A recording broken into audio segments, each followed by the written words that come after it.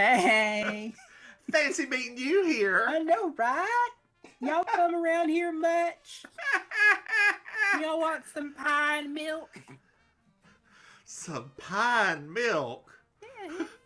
What else do you eat? What else do you drink with pie? But, like, why are you offering some pie and milk? What is... What am I supposed to offer? You come in my house. I made 4 pies. But all of them are cherry. They're all cherry, girl. You know, Mama loves her cherry pie. Dear listeners, if you can't tell, we've already been talking for A an hour long and time. 15 minutes now. Yes, 2 hours, I 7 hours. I just rehydrated myself. I am I doing should have done okay. that. Took my little green tea pills. I'm good. Ooh, It's on me. ooh, ooh. So I've been trying the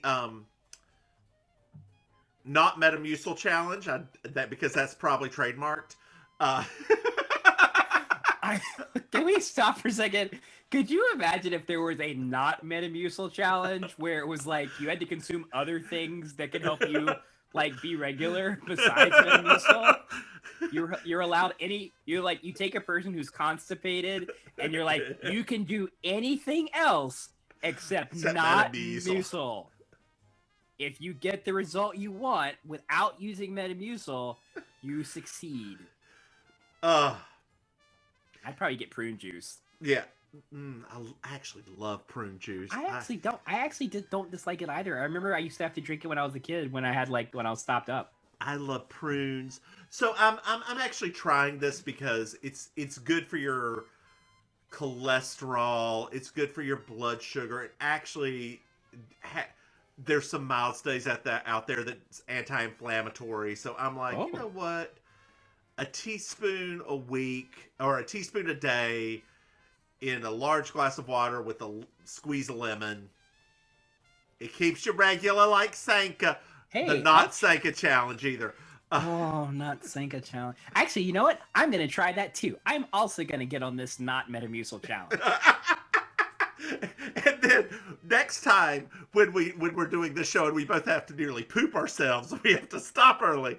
It'll be the end of the challenge. Oh god.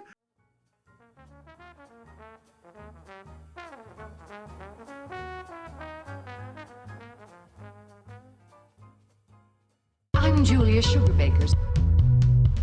I'm Julia Sugarbakers. I'm Julia Sugarbakers.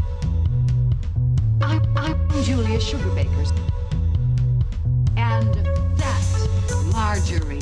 Just so you will know, and your children will someday know, is the night the lights went out in Georgia. The lights went out, the lights went out, the lights went out, the lights went out. And that is the night the lights went out in Georgia. I'm sorry, I didn't know. Well, now you do.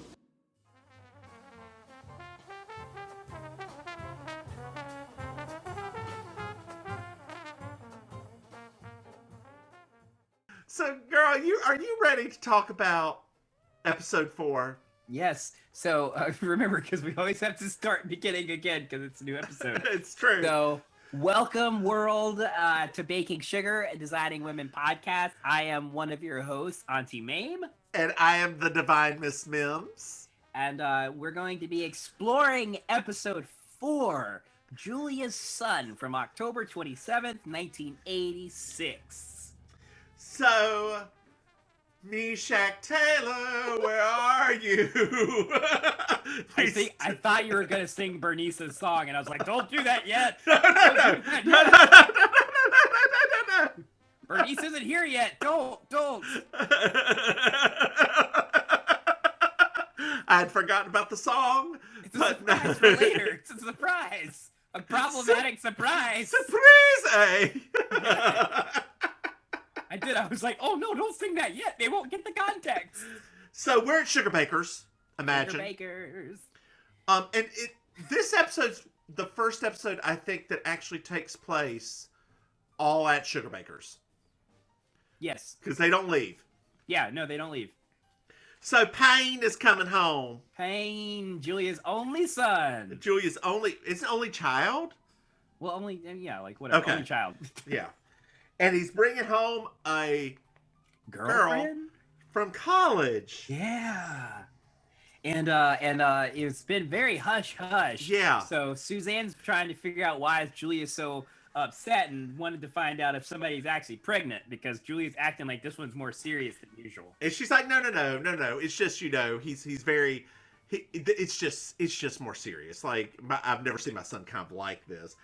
And Suzanne's like, well, you're lucky that he didn't turn out to be a homosexual because you're overbearing and you gave him a homosexual name. Mary Jo says, there are no such things. And Charlene's like, well, the question that I would ask, what are the homosexual names? Did you write them down? Because I did. I did. You go ahead, though. Daryl. Uh-huh. Wade. Uh-huh. Tommy. Uh-huh. Peter. Uh-huh. And Dennis. And what are the heterosexual names? Chester and Ralph.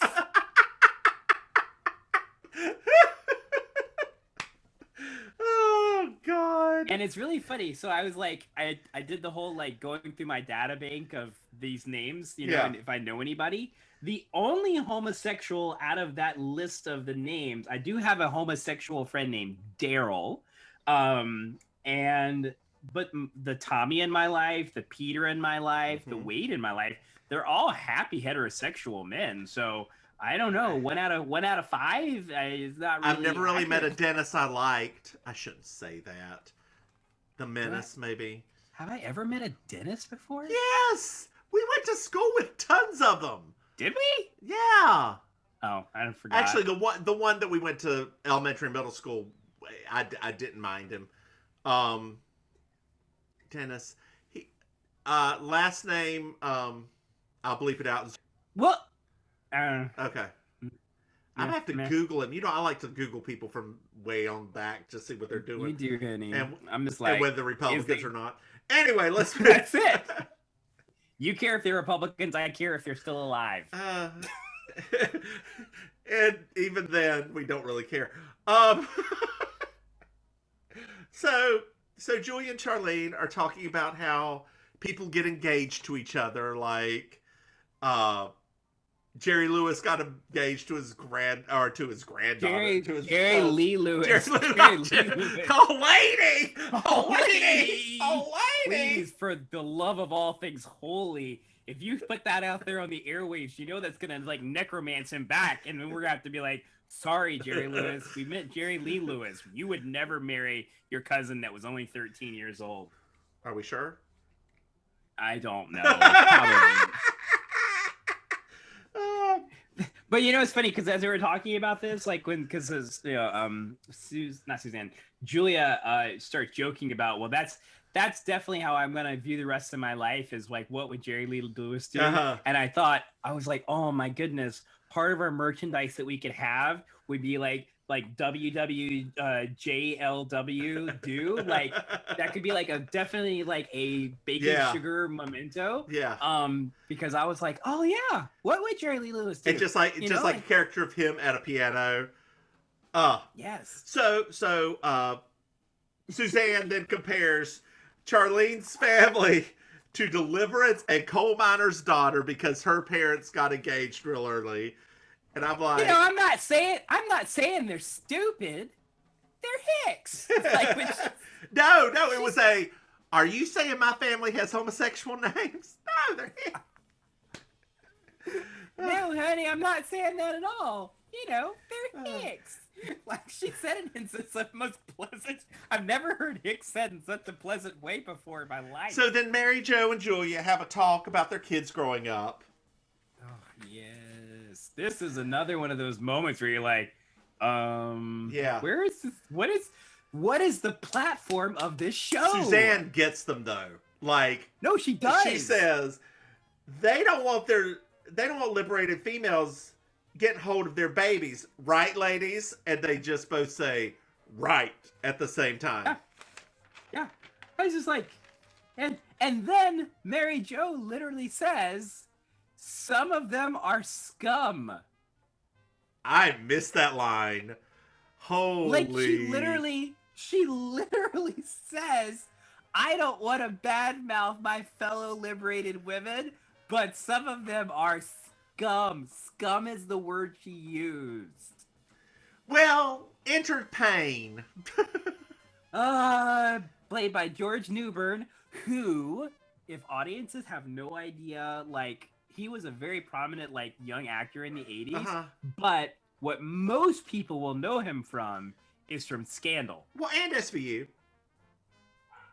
Scandal. I think there are two different demographics listening to this podcast. Okay. I have never seen an episode of Scandal in my life. I have seen so much SVU. You better email me that gay card right now. Send it right now. I don't need Kerry Washington's wine. Send that card right now. How dare you? How dare you, ma'am? How dare you? So they all say hey to Payne. Girl, you're going to have to get over this. We got a whole episode to go through. I had a little bit of a crush on Payne. I don't know if I like that actor in the 80s. I always really thought he was really cute back then. Oh, really? He's such a bad actor. No, I know he's not a great actor, but I thought he was cute. Like, he had that very kind of like boy next door, American-y, pie-ish kind of look about himself in the 80s, you know? So then Primrose Primmie Horton comes in, who is played by Natalia Noglish, which I don't know how many Trekkies we have out there, but she is one of my favorite characters, side characters from Star Trek The Next Generation. Admiral Nechayev, who it usually has blonde hair and like it's up and curls, and she comes in with this straight black-brown hair. So it took me a minute. I was like, I know that voice. Is that Admiral Nechayev?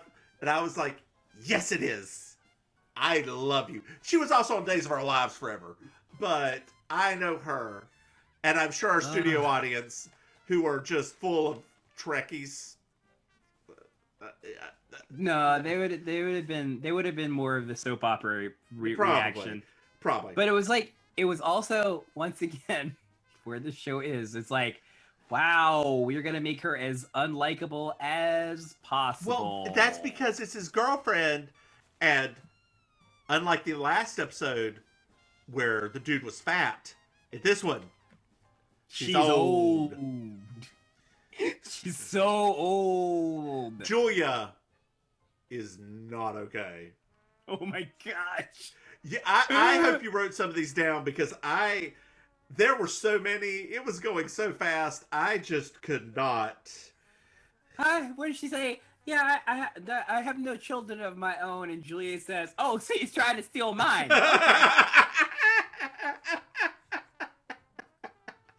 Oh, goodness.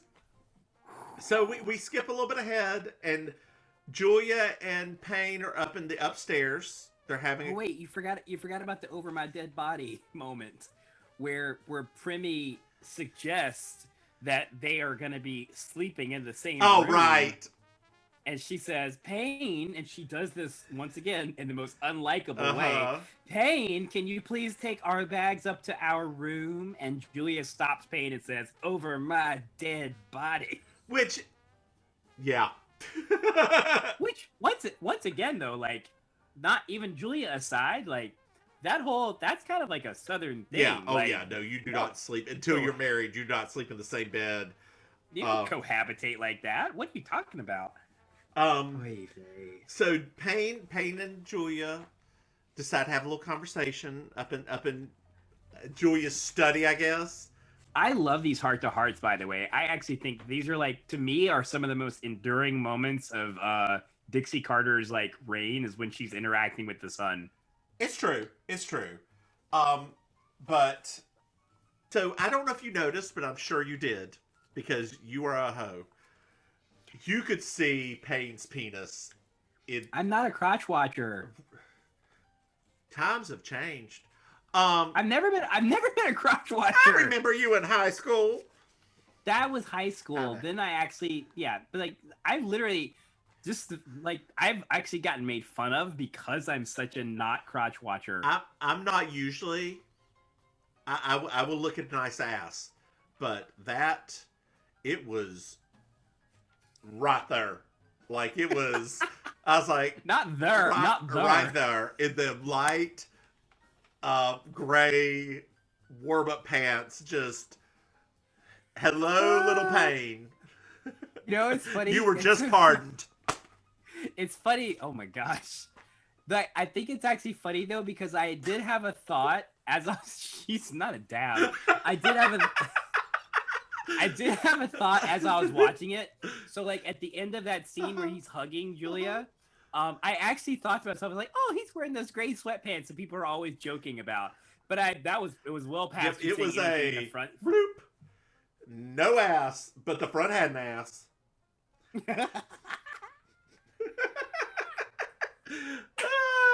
Yeah. You know what? The Lord always gives you one or the other. It's always one or the other. Well, come I didn't get either. So it must be my winning personality. So, and that, folks, is how you do a self-humiliating joke. I guess the good Lord does prescribe the third option thinking. Anyway, so girl, Julia admits that she doesn't like Primmie because of her age. I love that she has to admit to this as if it's like a secret. And like they have a deep heart to heart. And Payne was like, well, Dad always said find an older woman. Which Julia was like, what? Well, that was well before he met you. Well, yeah. But once again, this is that whole thing about the South and how men lived very different lives than women did. And then he was like, you know, if you find a woman that gives you half the sex life your mom and I had, you'll be a happy man. And if you listen to your mother about women, you'll be effed up. Like, yes. Which is true. Yeah. Which is true. I will say my favorite line in this whole little thing was like it wasn't specifically a joke, but it was a good visualization where he was saying that she looked terrible trying to smoke Dad's pipe. Oh yeah. I was like, oh, I would love to see what that looked like. Exactly, right? Like, pipes that, you know, if you never smoked a pipe before, they are awkward. My dad smoked a pipe, so I was like, I can't even imagine that at all. Julia admits that she misses her husband. Yeah. And the one thing her husband told her was to not let Payne marry an old woman. Yes. Which Payne says, nice try, mother. So now we're to the next morning. And Primmie, everybody thinks Primmie is being dramatic. She's taking her morning bath.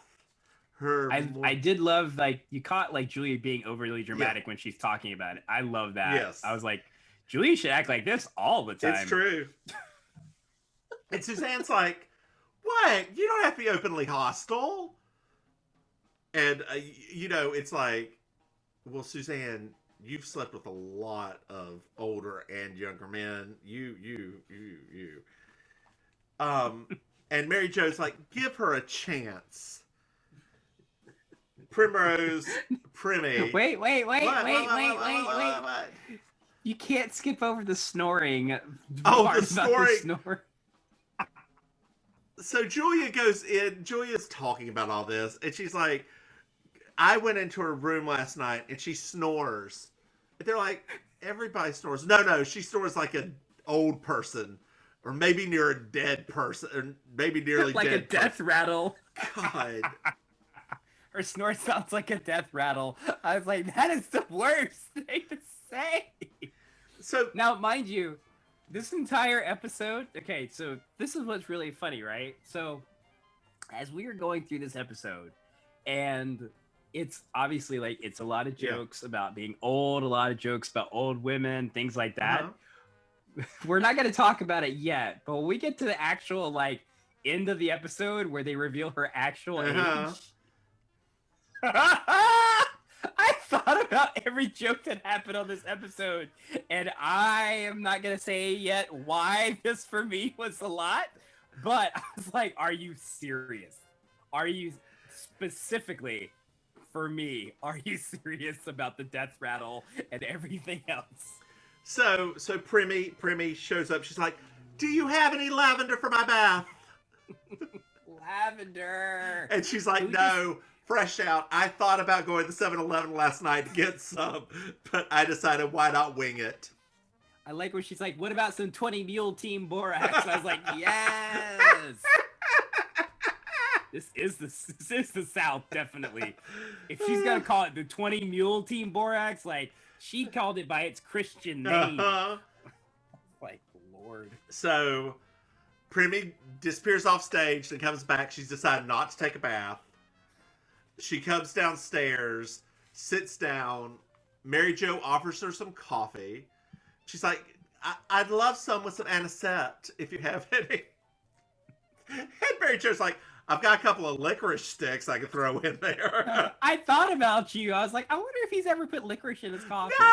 No, that sounds mediocre. How did your licorice turn out, by the way? Oh, it was fantastic. It was good. fantastic. Everybody loved it. Okay. Loved it. I'll send you some.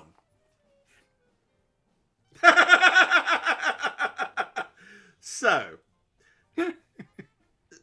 Suzanne asks how they met Primmie and Payne. Oh man, this part was too much. And for then me. she like, it's like, have you ever? I love Lord Byron. Even when I'm teaching the Elizabethan age, I managed a way to just fit him in, which is dirty because Lord Byron is dirty.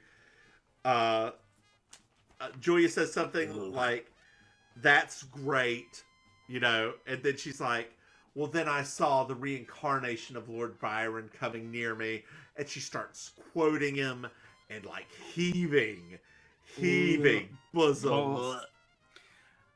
And then Primmie asks, "Well, Julia, what do you think about that?" And Julia's just like, "I think you're full of crap." Yes. And Charlene was just like, "Good on Jean Smart." I don't even know if that was written in there. She just looks at Edward and said, "Well, you lasted that long. I'm surprised you lasted that long." That was a great. I mean, God. like once again, they make this person so unlikable. Yes. Like I thought about, you know, I obviously I often will like run scenarios in my brain. And I was like, man, what would it have been like if she was an older woman and she was a likable character? Yeah. How different would have this episode be? Because obviously we know it's a sitcom, so they have to follow a certain formula. But in my head, I was like, that would be an interesting way to look at this. Is like, what if she came in and she was older, but she was also like really smart and intelligent and nice and considerate and kind, and you know, like, that would have been an interesting turn to see like how these women would have reacted to that. Because if she had been older and been all the things that this lady wasn't, would Julia have still had a problem with her? So, like, if it was Mary Tyler Moore. Right. Oh my gosh. Could you have imagined if Mary Tyler Moore had guest starred in that role as the girlfriend? Mm-hmm. Oh, she could have cried like she did for Mr. Grant. Oh, it would have been amazing. Or the other way, if instead of her, you put a Cloris Leachman. We're taking a turn. This is my girlfriend, Phyllis. Hi, everybody. Or Rhoda. Oh Oh, my Valerie God. Harper. Valerie Harper, because she would have been a contemporary at that point, right? That's when she had that sitcom, Valerie. That was when she had Valerie. Oh my God. Yes. Yeah. She Actually, did a guest appearance. in thinking about it, why not Valerie Bertinelli? Oh, she would have been too young though. That That's was when true. she was like she was still like her late 20s at that point. So that would have been too young. But no, Rhoda would have been. Yeah. Yeah. Or Gene Stapleton. Oh, yeah. Julia! Julia! So. Do you have any lavender for my bath?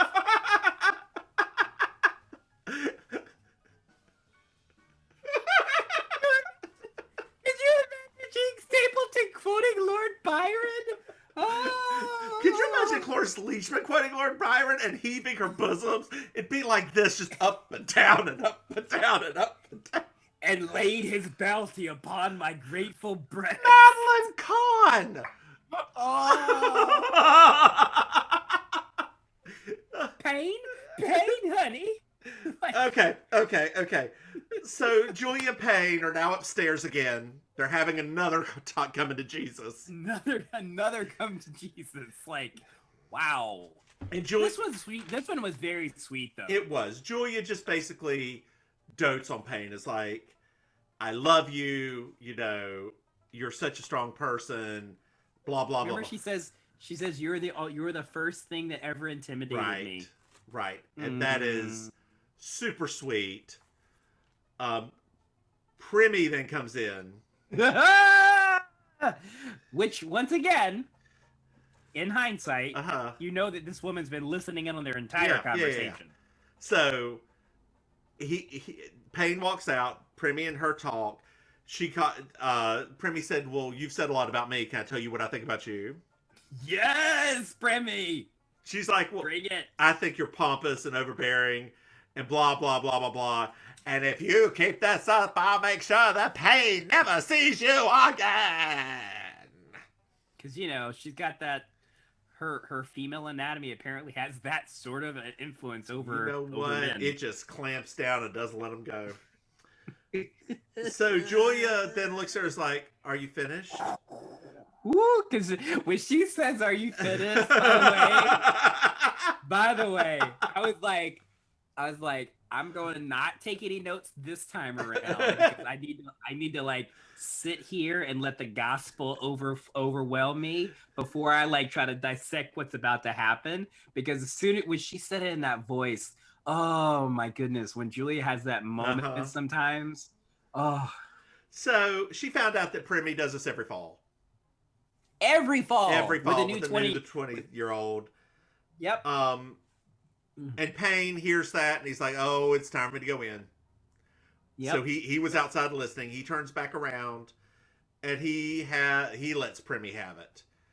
And well, don't forget, Julia invokes the woodshed. yeah, oh, that's right. She said, "What I'm saying is, we're gonna take this to the woodshed, and one of us is not coming out." And Payne's like, "No. I have to go settle this." He goes in and sets Primmie straight. "Hey, girl." I love how we get to see him like channel his mother. Right. "Hey, girl, I'm an independent lady. Your poussoir does not control me. And you are, how old, girl? How old is she? How old is 41. she? She is 41. 41. 41. How old are you?" 41. Oh, okay. As of last week. Do you have a death rattle yet? I've always had I was born with a death rattle. It's called allergies. Yeah.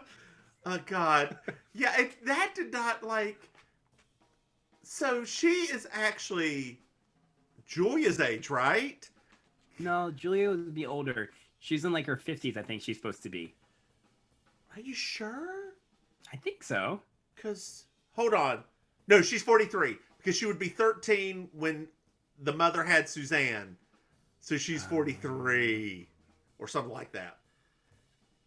In her 40s. In her we would know. 40s. So yeah, just in case you didn't know, audience, the two of us are also in our 40s. I turned 41 this year. As you know, millennial 40s are not like they were back in the 80s. No. Our faces don't crack as early. No. So he sends her downstairs to wait in the car. 41. Ugh. And like Julia's so proud of him. That he goes downstairs. Everybody says their goodbyes. I love that. And then Julia says, What was that? "Oh, I'm hugging. I'm air hugging." You've never been good at expressing emotion. I have enough emotions, like 3. You're probably borrowing one right now. So,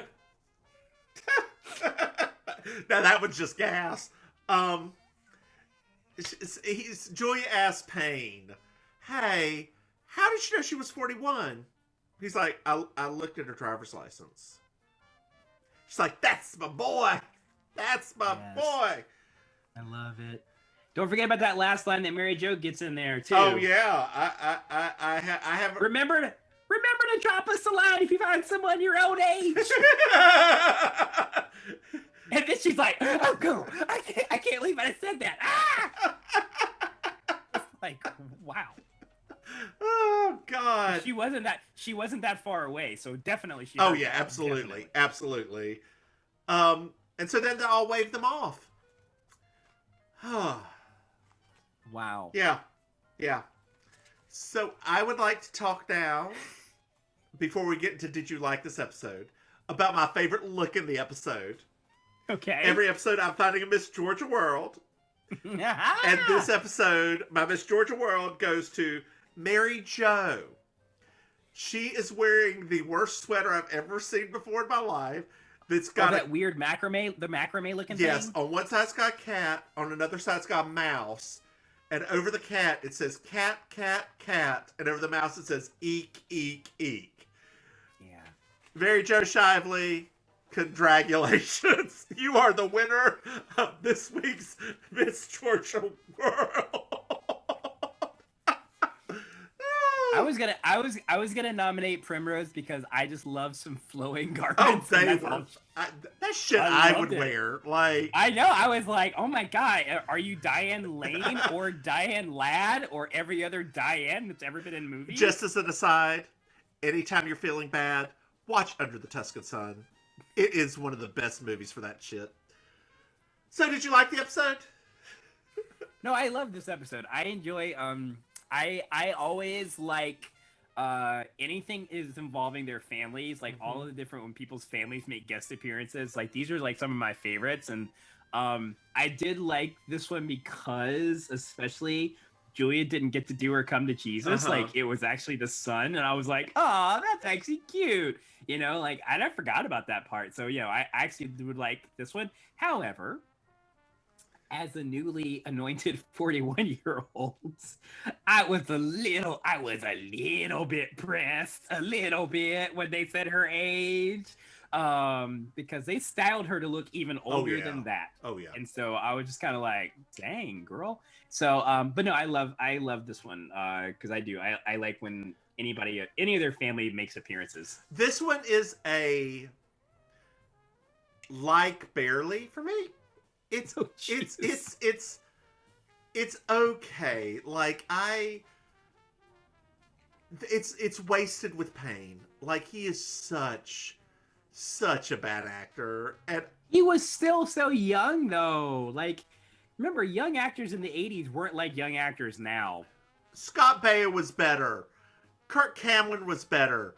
You know what? They're both conservative assholes, but they're still better actors.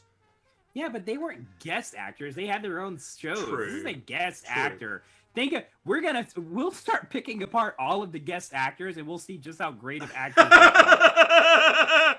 But Primmie was fantastic. That's because Primmie was old. She's already had an acting career. She's real old at 41. She's so old at 41. Get out your canes and walkers.